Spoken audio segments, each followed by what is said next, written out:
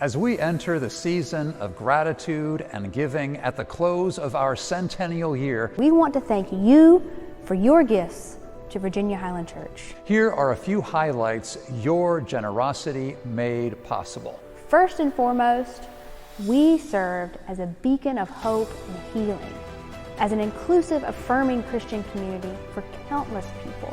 We celebrated our first 100 years of ministry and are now preparing for the next. We completed a successful capital campaign with almost $1 million in pledges. We hired, called, and participated in the ordination of Reverend Candace Rowell.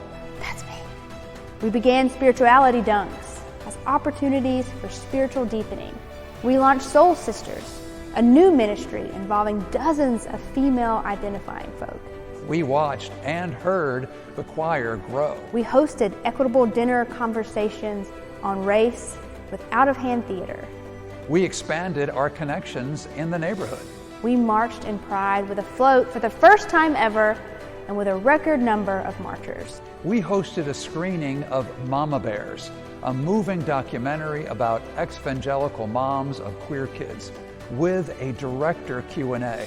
We supported dozens of people experiencing homelessness. You may have noticed that your capital campaign gifts are already making a difference. We are working on roof and steeple repairs. And you will soon see new pew cushions and new doors for the sanctuary. We are growing ministries and people. And we have a deficit due to inflation and a downturn in contributions. Now, we can't do much about inflation, but many of us can make an extra year-end gift of $200, $500, $1,000 or more to help us close that gap and put us in good standing for the coming year.